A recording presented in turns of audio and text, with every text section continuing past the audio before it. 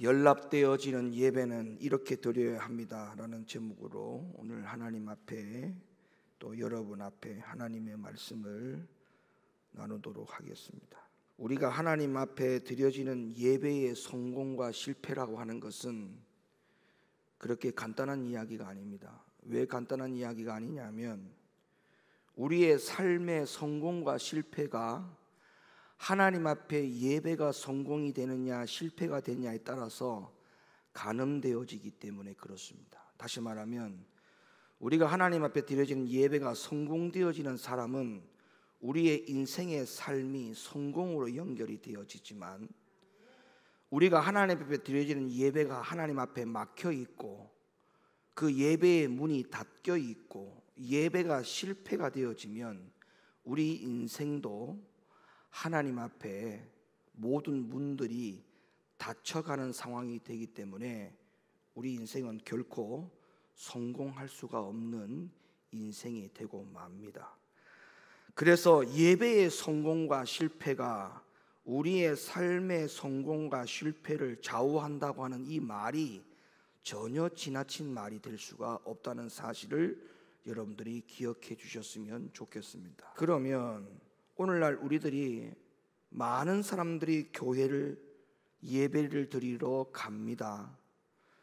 그런데 중요한 것은 뭔지 압니까? 예배를 드리러 가는 것이 중요한 게 아니고 그 예배를 드리러 갔을 때에 하나님 앞에 드려지는 예배가 과연 하나님 앞에 연락이 될 것인가 안 될 것인가, 이것은 우리에게 예배를 드리러 가는 것보다 훨씬 더 중요한 문제입니다. 왜냐하면 예배를 드리러 갔는데 하나님이 내 예배를 받지 않는다면 그 예배는 헛된 예배가 되는 겁니다. 그러니까 예배를 드리러 가는 것도 중요하지만 그보다 훨씬 더 중요한 사안이 뭐냐 하면 내 예배를 하나님이 받으실 것인가 받지 아니할 것인가, 이건 너무나 중요한 거예요. 제가 금방 말씀드렸죠. 서두에 무슨 말씀드렸습니까? 예배가 하나님 앞에 성공되어져야만이 내 인생이 성공이 되어지고 예배가 실패가 되어지면 내 인생은 실패로 전락하고 말기 때문에 예배의 성공은 우리의 모든 인생에 죽고 사는 문제와 직결되는 문제라고 금방 말씀드렸지 않습니까? 그러니까 예배를 드리러 가는 것보다 더 중요한 것은 내 예배를 하나님이 연락해 줄 것인가 말 것인가, 이 문제는 너무나도 중요한 문제인 겁니다. 그래서 오늘날도 예배를 드리기 위해서 많은 성도들이 교회로 모이고 예배를 드리기 위해서 교회를 찾고 있지만 더 중요한 문제는 예배 드릴 장소가 없는 것이 안타까운 게 아니고 예배 드릴 장소가 있음에도 불구하고 그곳에서 내 예배가 하나님 앞에 받아들여지지 않는 것이 더 비참하고 더 비통하고 더 가슴 아픈 일이 아닐 수가 없는 것이죠.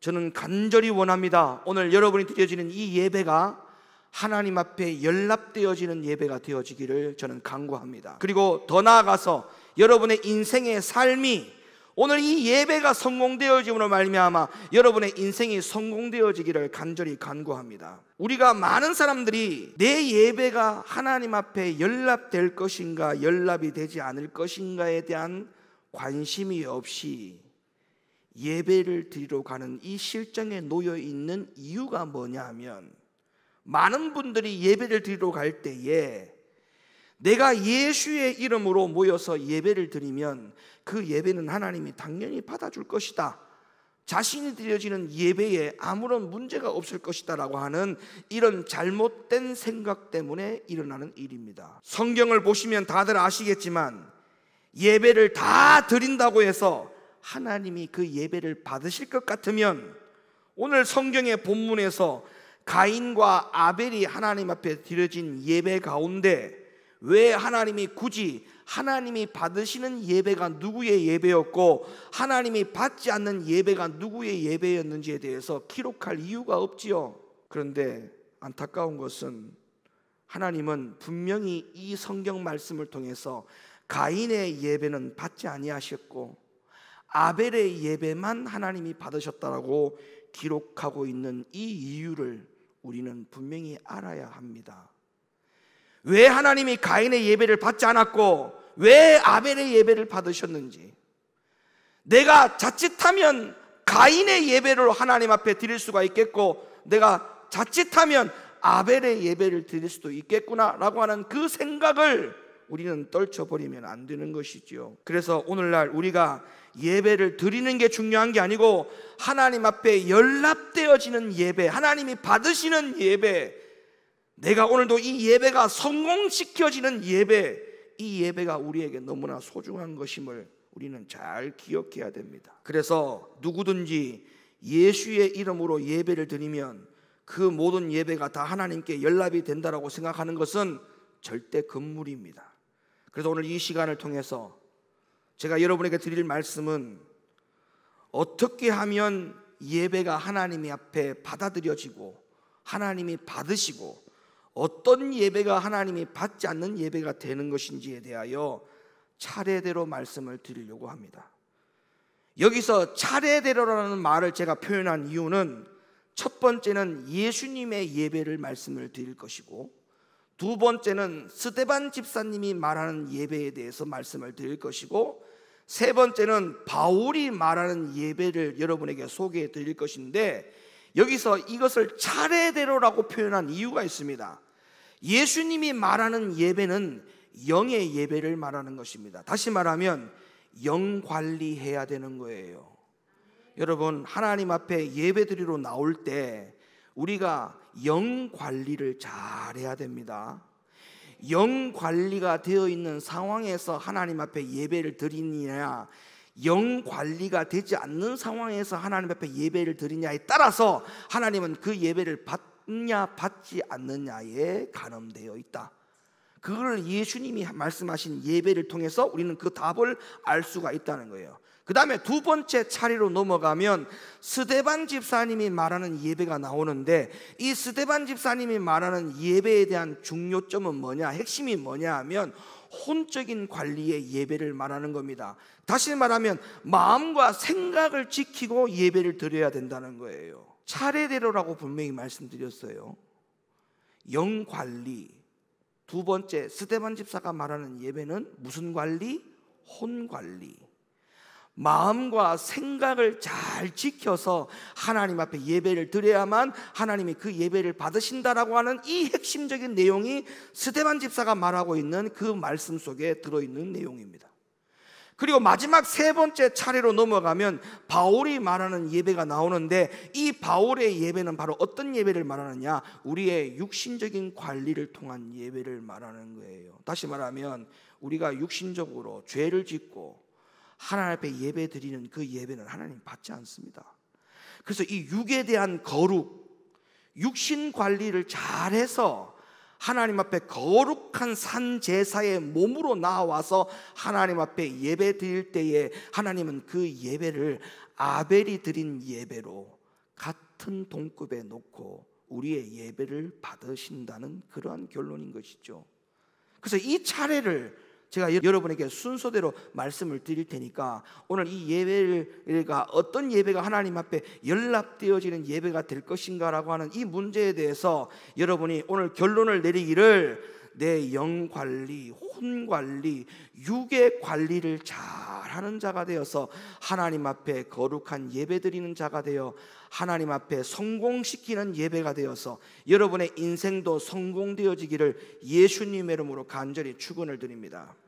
그러면 첫 번째로 예수님이 말씀하신 예배는 영적인 관리를 우리에게 시사해 주는 예배라고 말씀을 드렸지요. 신약 성경에서 예배에 관하여서 가장 정확하게 증거해 주고 있는 말씀이 바로 어디냐? 요한복음 4장입니다. 자, 요한복음 4장에 가보면 수가성 여인과 예수님의 대화가 왔다 갔다 하는 장면이 성경에 기록되어 있어요. 그런데 신약 시대에 이르러서 예배하는 자가 어떻게 예배해야 되는지, 그리고 어떤 예배를 하나님이 받으신지에 대해서 정확하게 이 수가성 여인과 예수님의 대화 속에 그 문제를 짚어주고 있어요. 요한복음 4장 19절 말씀, 여자가 가로되 주여 내가 보니 선지자로소이다.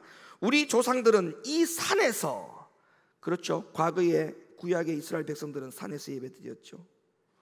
아브라함도 산에서 예배드렸죠. 우리 조상들은 이 산에서 예배하였는데 당신들의 말은 예배할 곳이 예루살렘에 있다 하더이다. 수가성 여인이 그렇게 얘기하는 거죠. 자, 여기에 대해서 예수님이 이렇게 대답을 합니다. 요한복음 4장 21절 말씀. 예수께서 가라사대 여자여 내 말을 믿으라.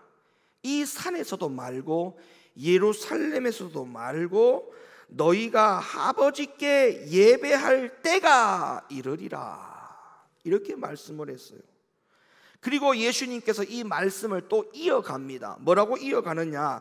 어떻게 예배하는 자를 하나님이 찾으신다라고 말씀을 하고 있는데 23절 아버지께 참으로 예배하는 자들은 신령과 진정으로 예배할 때가 오나니 곧 이때라.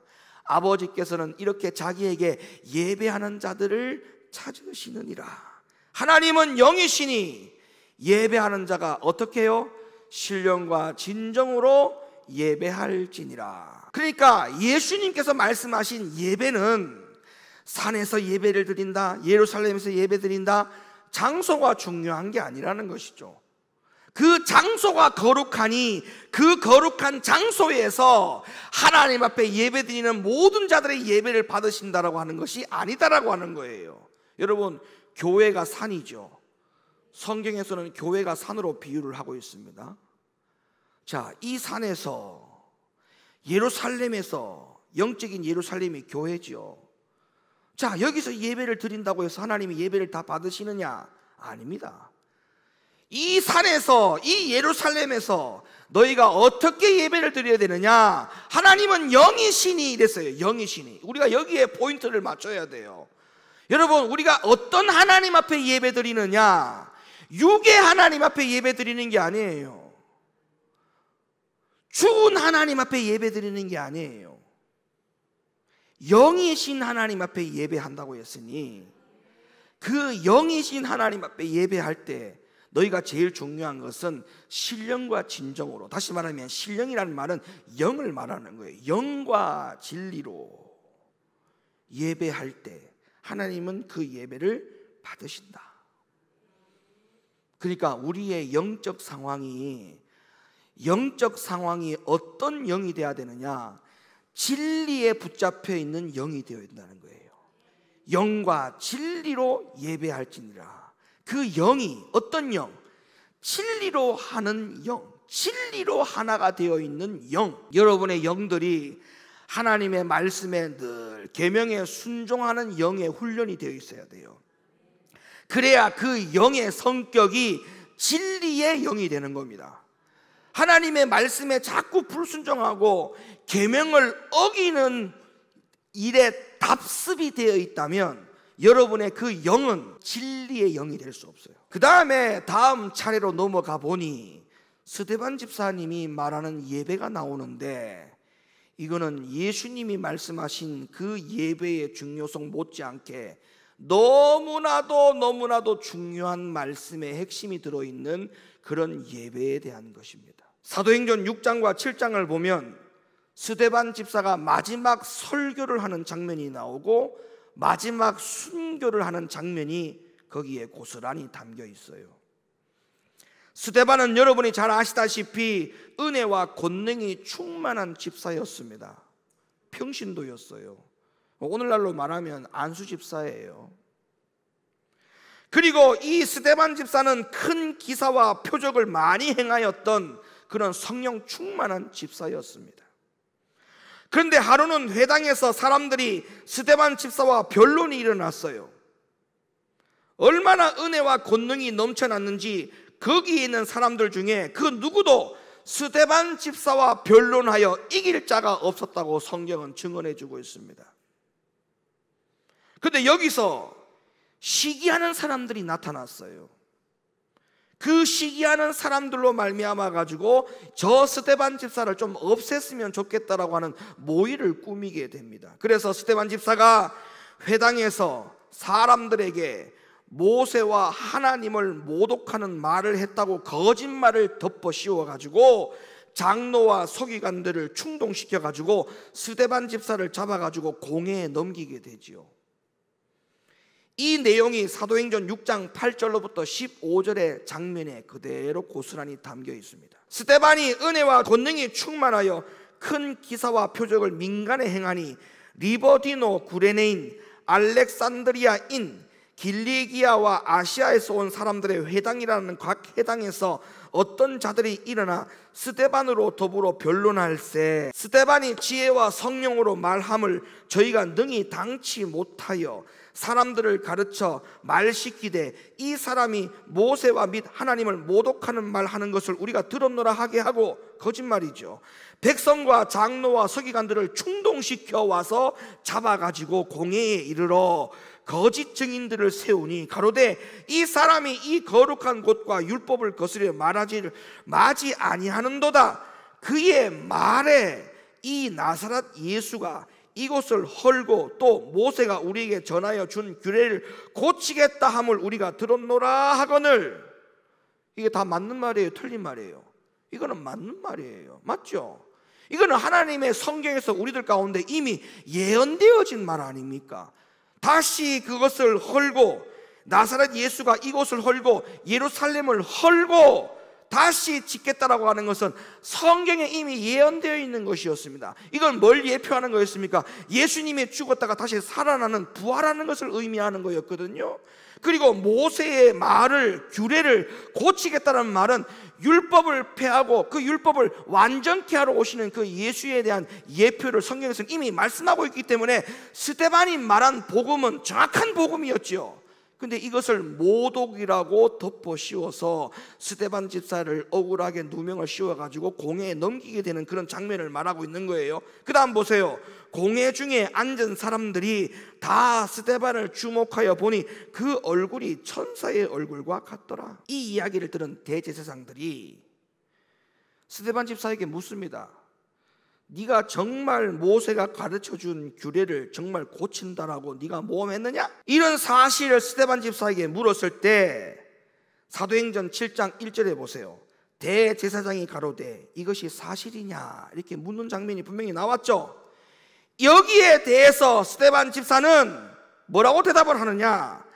아브라함을 택하신 사건부터 이스라엘 백성들을 애굽에서 구원해 주신 목적과 그리고 그들과 함께 범죄한 사건들을 기록해 놓았는데, 그 가운데 사도행전 7장 41절로부터 43절의 말씀에 의하면 이스라엘 백성들이 과거에 하나님 앞에 수많은 예배를 광야에서 드렸지만 그것은 하나님 앞에 드린 것이 아니라 순전히 자신들을 위하여 우상을 만들어서 그것에게 제사한 것이나 다름이 없이 잘못된 예배를 하나님 앞에 드린 것이라고 지적을 하면서 대답을 합니다. 그때에 저희가 송아지를 만들어 그 우상 앞에 제사하며 자기 손으로 만든 것을 기뻐하더니 하나님이 돌이키사 저희를 그 하늘의 군대 섬기는 일에 버려두셨으니 이는 선지자 책에 기록된 바 이스라엘 집이여 40년 광야에서 너희가 희생과 제물을 내게 드린 일이 있었느냐? 40년 동안 광야에서 얼마나 희생과 제물을 많이 드렸는데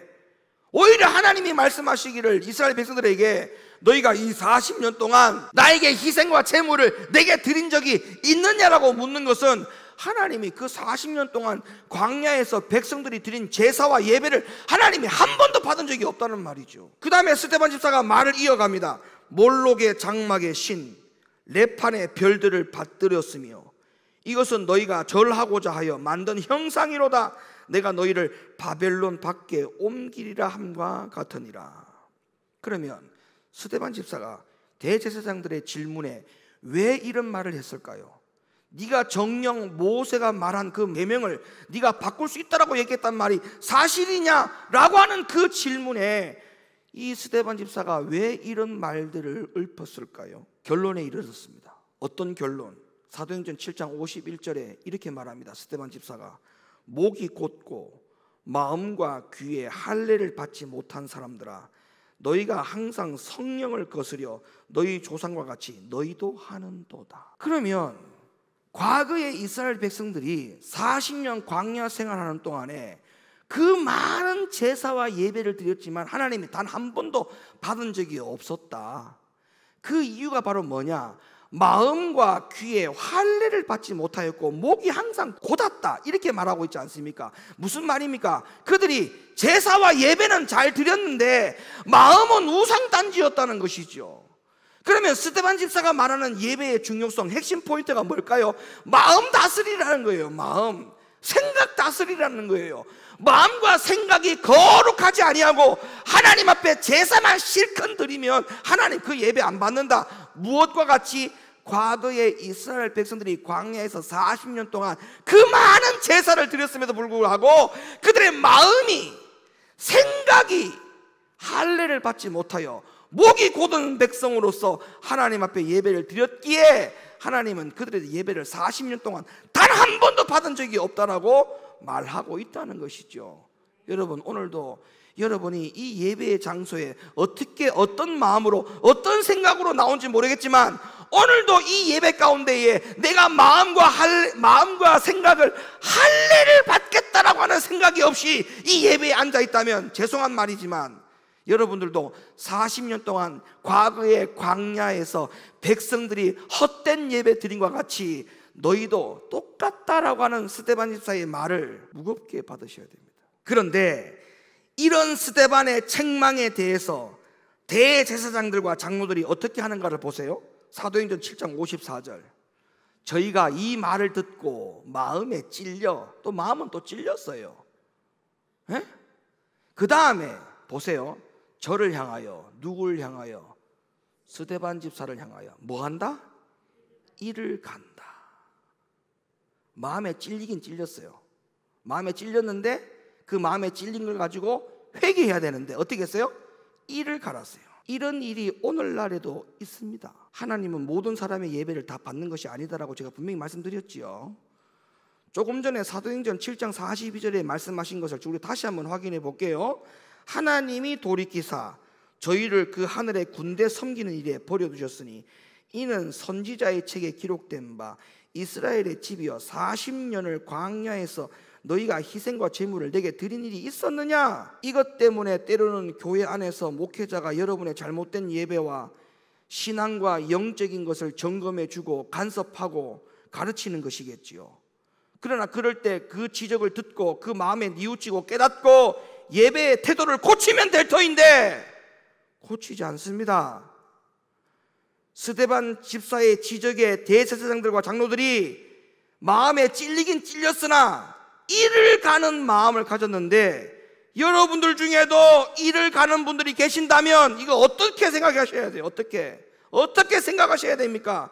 제가 때로는 오죽 답답하면 그럴 바에는 신앙생활 하지 마시고 차라리 종교를 바꾸십시오라고 그렇게까지 제가 이야기를 하지요.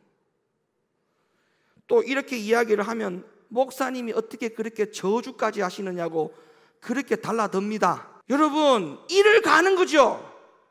근데 여러분, 이러한 마음을 모세도 표현했어요. 모세가 언제 표현했는가? 성경을 보세요. 민수기 16장 15절. 모세가 심히 노하여 여호와께 여짜오되 주는 그들의 예물을 돌아보지 마옵소서. 뭐라고 말합니까? 저들의 예배를 하나님 받지 마세요. 이렇게 마음을 표현했습니다. 그런데 이때 이 말을 하는 모세가 정말 백성들을 저주하기 위한 목적으로 한 이야기일까요? 아니면 모세의 심성이 원래 좀 모가 많이 난 사람이니까, 그래서 문제가 있는 지도자니까 그런 말을 하는 것이 당연한 것이었습니까? 절대 아닙니다. 여러분, 모세는 출애굽기 32장에 가보세요. 금송아지 사건이 나오는데 백성들이 얼마나 큰 잘못을 했습니까?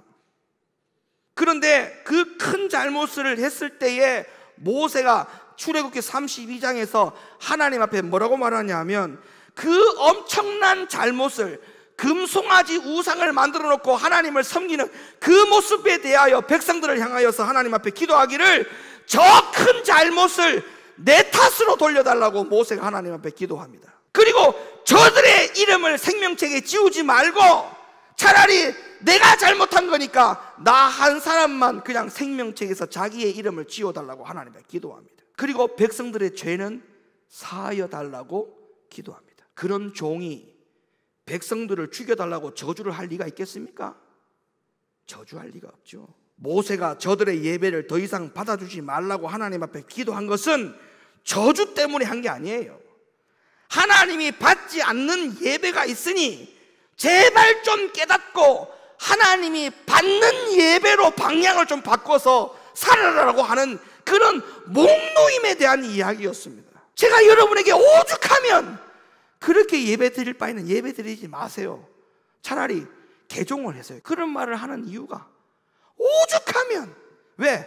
그렇게 예배를 드리면 하나님이 예배를 받지 않는다니까요. 그 목노임에 대한 애절함을 여러분들이 이해해 주셔야 돼요. 마음과 생각이 할례가 되어야만이 하나님이 우리의 예배를 받으십니다.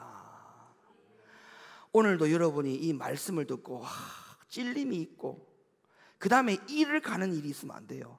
찔림을 받고 그래 내가 이걸 고쳐야 되겠구나, 이런 마음과 생각에 할례가 일어나는 예배가 딱 되어지면 오늘 이 예배는 하나님 여러분이 받으시는 예배가 되는 거예요. 그래서 스데반 집사의 예배는 혼의 예배, 마음과 생각에 할례가 일어나는 예배에 대한 중요성을 설명한 것이다. 마지막 세 번째 차례에 사도 바울이 말하는 예배가 나오는데, 이 사도 바울이 말하는 예배는 어떤 예배냐? 육적인 관리를 통한 예배를 말하는 거예요. 여러분, 사도 바울은 예배에 대해서 이렇게 말합니다. 로마서 12장 1절로 한번 가볼까요? 그러므로 형제들아, 내가 하나님의 모든 자비하심으로 너희를 권하노니 너희 몸을 하나님이 기뻐하시는 거룩한 산 제사로 드리라. 이는 너희의 드릴 영적 예배니라. 여러분, 육신의 몸과 영적인 것을 같이 묶어놨어요. 여러분, 우리의 이 몸도요 거룩하게 관리를 해야 영적인 것과 연결되는 거예요. 그러니까 사도 바울은 이 몸에 대하여, 육신에 대하여 거룩함과 육신에 대한 거룩함을 관리하는 것에 대해서 사도 바울은 지금 매우 중요한 것으로 우리에게 지금 말씀을 해주고 있는 것입니다. 여기서 우리는 조금 더 생각을 해봐야 됩니다. 몸으로 드리는 예배는 육적 예배지 어떻게 영적 예배냐, 이렇게 생각할 수가 있겠죠. 근데 바울은 우리의 몸으로 영적 예배를 드리라고 권면하고 있다니까요. 그렇다면 이게 뭘 의미할까? 우리의 몸이 어떻게 해서 거룩한 예배가 될 수 있느냐? 다른 거 없어요. 우리의 몸이 하나님의 말씀으로 따라가면 우리의 몸이 영적 예배의 몸이 되는 거예요. 우리의 몸이 세상을 따라간다? 그거는 절대 영적 예배의 몸이 될 수 없죠. 너무나 간단한 거예요. 그러니까 몸이 육을 따라갈 거냐, 진짜 세상을 따라갈 거냐, 아니면 하나님 따라갈 거냐. 세상을 따라가면 영적 예배가 될 수 없어요. 우리의 몸은 항상 하나님을 따라가야 돼요. 하나님을. 우리는 정말 우리의 몸이 거룩을 위한 몸으로 좀 제발 관리를 잘할 수 있기를 예수님의 이름으로 강력하게 좀 부탁을 드립니다. 여러분, 2절에 보세요. 2절에 바울이 뭐라고 했는가? 2절을 보세요. 너희는 이 세대를 본받지 말고, 이 세대를 본받지 말고 뭐를? 몸 이야기하는 거잖아요. 계속 몸 이야기하는 거예요. 지금 이거는 이 몸을 세대에 본받는 몸으로 끌려가지 마라. 딸려가지 마라. 오직 마음을 새롭게 함으로 변화를 받아. 몸을 변화를 받아. 이 몸을 하나님의 선하시고 기뻐하시고 온전한 뜻이 무엇인지를 분별되도록 쓰임받는 몸이 되어라, 이 말이잖아요. 그러니까 이 몸을 하나님이 기뻐하는 몸으로 사용을 받도록 해야 돼요. 그래야 이것이 내 몸으로 여기 와서 드리는 이 예배가 영적 예배가 드리는 거예요. 그러니까 그냥 예수님의 이름으로 예배하면 하나님이 다 예배를 받아주는 걸로 생각하고 영 관리도 안 하고 혼 관리도 안 하고 육신의 관리도 안 하고 이렇게 와서 몸만 앉아있다고 해서 예배를 드린다고 해서 하나님 예배를 받으신다고요? 천만의 말씀. 그래서 우리는 어떻게 해야 되겠습니까? 하나님이 반드시 받으시는 예배를 드려야 돼요. 받으시는 예배. 하나님이 반드시 받으시는 예배가 되기 위해서는 첫 번째 무슨 관리? 영 관리. 두 번째 무슨 관리? 혼 관리. 마음과 생각 관리. 마지막 세 번째로 무슨 관리? 몸 관리, 이 세 가지 관리를 잘 하시는 우리 모든 성도님들 되시기를 예수님의 이름으로 간절히 부탁드립니다.